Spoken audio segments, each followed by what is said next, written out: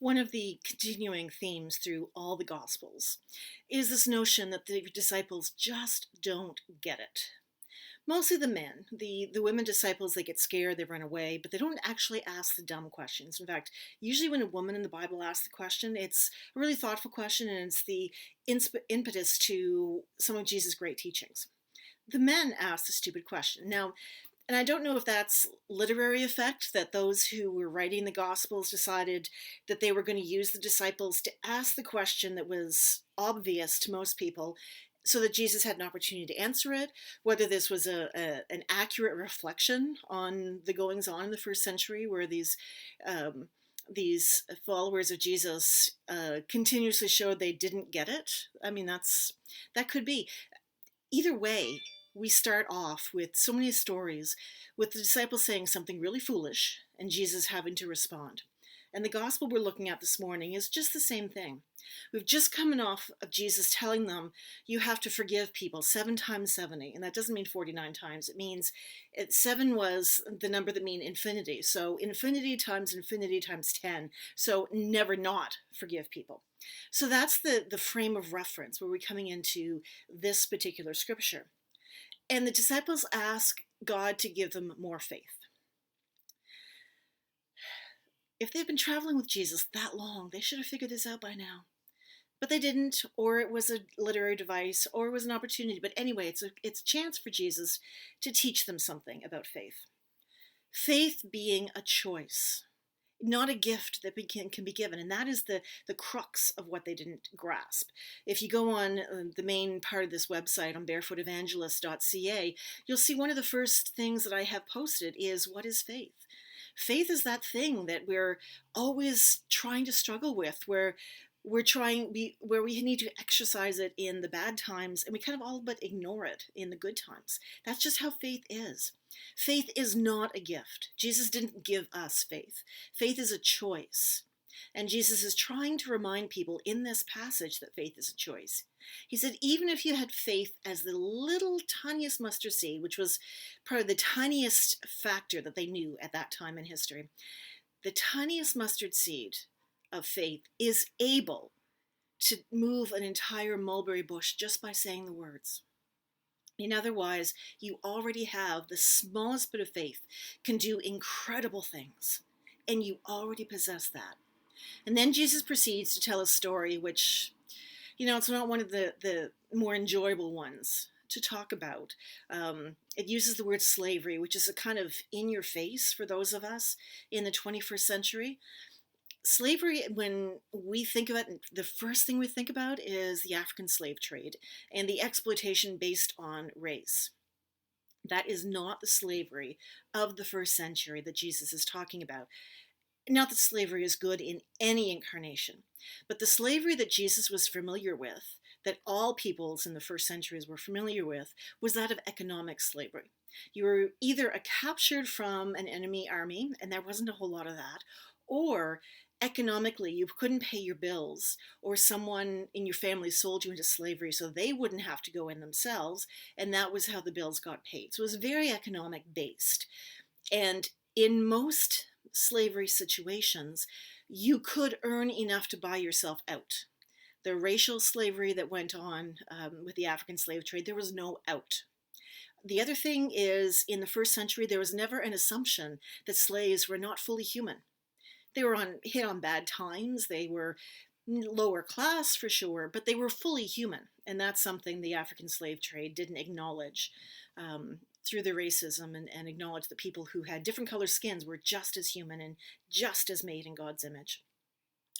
So when Jesus talks about slavery, it is not a justification for the racial slavery of the 1800s. And in this story, this example, he talks about how when the master comes home, the slaves don't go, oh, look, I did what I needed to do, and get rewarded for it. This is a big deal, because Jesus is trying to say those of us with faith, those of us who've chosen to be followers, we don't get any special pat on the head for doing that. We're given a job. We choose to follow Jesus. Jesus gave us jobs to do. We don't get any special reward for actually doing our job. Just like the slaves didn't get special privilege just for doing what was expected of their roles.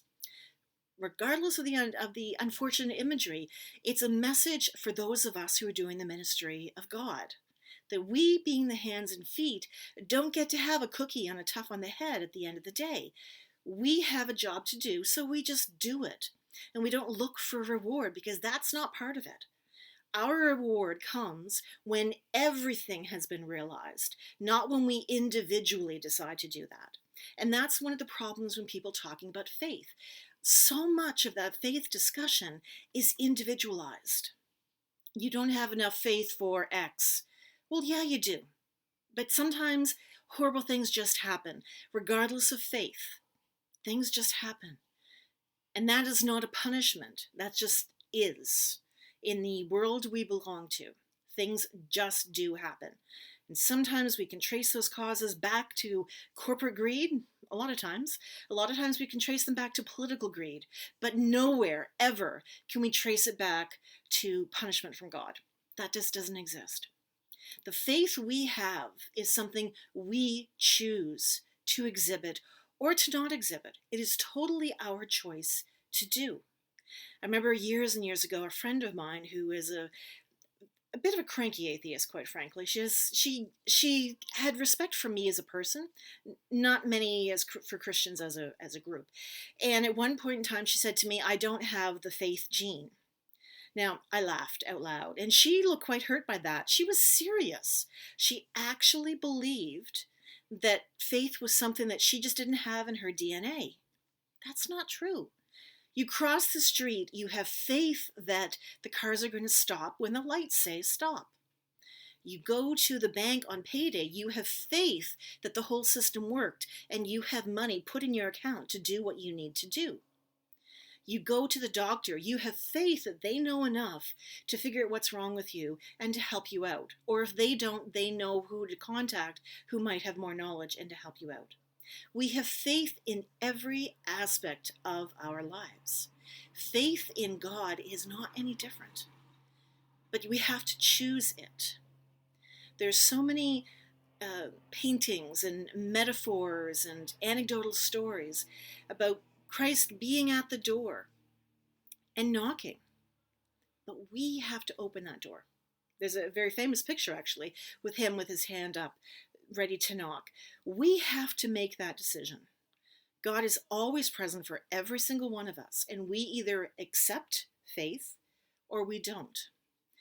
Faith is something we choose daily, and it's not something we can build on. It just is. When Jesus says we're fearfully and wonderfully made, we are perfect in that instance. At birth, at conception, everything about us, including the full amount of faith we needed, was there. It is not anything that we can grow. It's certainly not something we can be gifted. It's something we choose. And the way we choose it, the way we even know it's a choice, is by seeing people that we already trust, we already have faith in, make similar choices. That's why when you see families where the parents are very faithful, the children tend to be as well. When you see families where the parents dismiss any type of faith, the kids do as well. We follow what we see, and church is not really good at showing what faith looks like because we personalize it too much. We don't share talking about it. And talking about it does not mean we get rewarded for it. There's no hierarchy of faith, just an acknowledgement that we make this choice. And maybe the word choice needs to be entered into those conversations a little bit more. It's not as if someone suddenly has more faith than someone else. In fact, it's been my observation and experience that the people that brag about their faith are usually the ones that have really wimpy faith. And those who don't talk about it are amazingly solid in their beliefs. We have people who also will talk about faith in God, but they've actually got more faith in personified evil by Hasatan or Diablos or whatever word you want to use it. They believe that's stronger than the good that is God, regardless of how often they attend church or what they proclaim. These are choices. They have chosen to believe that people are more powerful than God. They have chosen to believe God doesn't exist. They have chosen to believe that evil is stronger than good, even though there's all sorts of evidence to the contrary. It is a choice. It is our choice to decide. We have enough. Are we going to trust our own faith and then get on with the building of relationship? Because that's the next part. It's not about not being able to be at the proverbial foot of God until we have enough faith. The faith is already there. We have to develop that relationship where we want to sit and worship and pray and feel God more present in our lives. When you are in a situation where you feel like you are driven to say something to make someone else feel better, that is the Spirit of God using you as a condiment.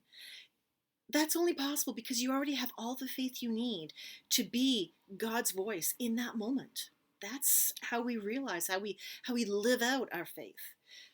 Are we in a situation where we can do something to make a difference and we are compelled to actually dig in and get involved?